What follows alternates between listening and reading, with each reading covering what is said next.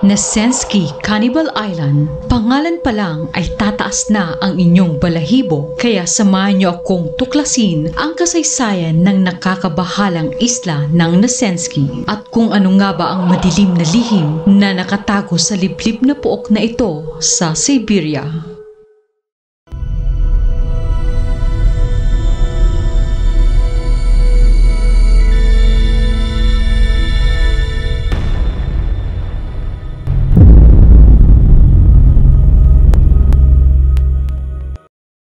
Ang isla ng Nesensky Cannibal Island, isang pangalang maghahatid ng takot kanino man, isang lugar kung saan nagtagpo ang mga pinakamadilim na kaisipan ng mga tao at ang malupit na kagubatan ng Siberia. Sa gitna ng Ob River sa Siberia, matatagpuan ang isang islang tinatawag na Nazino o Nesensky Island. Mahigit 70 taon na ang nakaraan, may mga pangyayari sa islang ito na hindi makatarungan at ikinubli sa madla sa loob ng ilang dekada. Noong 1929, matapos ang kamatayan ni Vladimir Lenin, si Joseph Stalin ang nagsilbing pangulo ng Soviet Union. Sa ilalim ng kanyang pamumuno, nagkaroon ng mga pangunahing pulisiya na nagdulot ng malalang paghihirap sa mga tao. Isa sa mga pangunahing pulisiya ni Stalin ay ang kolektibasyon, kung saan pinalitan ang mga maliliit na pagmamay-ari ng mga magsasaka sa mga kolektibong bukid. Ang pangunahing layunin nito ay ang makamit ang kolektibong produksyon ng pagkain at iba pang mga kalakal, subalit nagdulot ito ng malubhang kakulangan sa pagkain at naging dahilan pa ng pagsusunog ng mga ari-arian ng mga magsasaka. Ikalawa ay ang dekolakisasyon, isa pang pulisiyang nagdulot ng malupit na pag-aapi sa mga magsasaka. Ito ay isang patakaran na layunin alisin ang mga kulak o mga mas mayayaman na magsasaka. Subalit marami sa mga inaakusahan ay hindi totoong mga kulak, kundi mga magsasakang tumutol sa kolektibasyon. Dahil sa kolektibasyon at dekolakisasyon, nagkaroon ng malalang kakulangan sa pagkain sa Ukraine at ilang bahagi ng Russia. Tinawag itong Holodomor o Great Ukrainian Famine. Ang Holodomor ay nagdulot ng matinding taggutom sa mga mamamayan ng Ukraine. Sinasabing milyong-milyong tao ang namatay sa gutom at malnutrisyon noong mga panahong iyon. Ang mga pag-aaksaya ng pagkain at kalakalan ng pagkain ay nagresulta ng isang malubhang krisis na hinarap ng Soviet Union bilang tugon sa mga pag-aaklas at pagtutol sa mga pulisiya ng pamahalaan.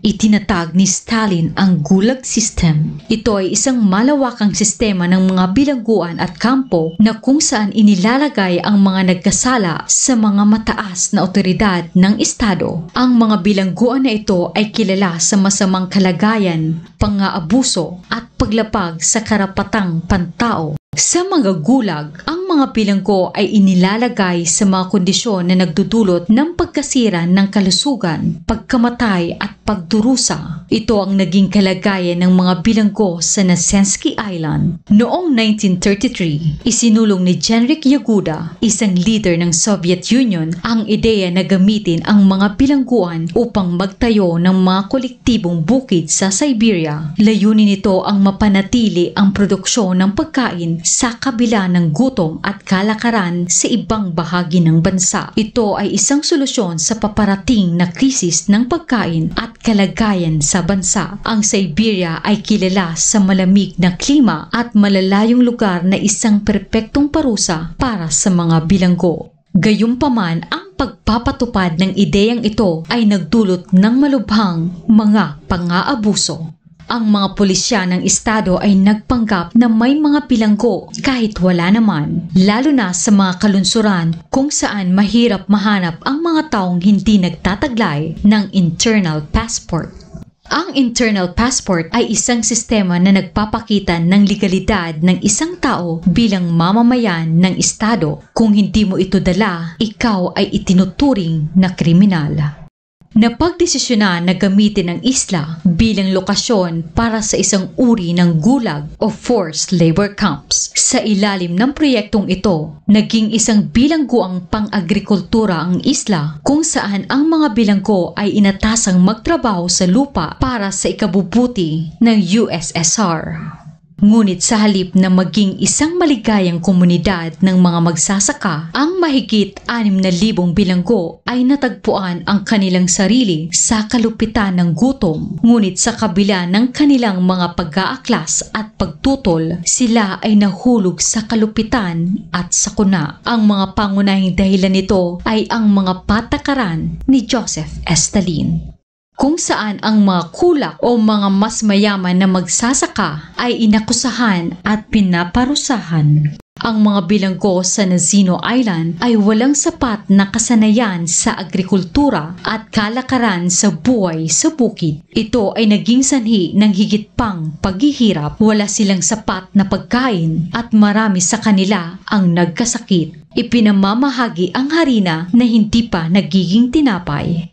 Hindi pa nagtagal, nagsimula na ang kaguluhan sa isla. Nagkaroon ng mga kaguluhan at ang mga bilanggo ay hinati sa mga brigada at ang leader ng bawat brigada ang namamahagi ng harina. Ang isla ay may habang 3 kilometro at halos 600 metro ang lapad nito. Wala itong anumang masilungan maliban sa mga puno. Inaasahan ng mga gwardiya na magtatayo ng mga bahay ang mga bilanggo, ngunit hindi nila iyon nagawa sa kakulangan ng gamit. Dahil dito, napilitang matulog ang mga bilanggo sa gitna ng kagubatan sa ibabaw ng niebe. Noong 19 ng Mayo 1933, bumagsak ang makapal na niebe kaya kinabukasan ay karagdagang pang 275 na bilanggo ang namatay. Ngunit yun pa lang pala ang simula ng kanilang laban para sa kaligtasan.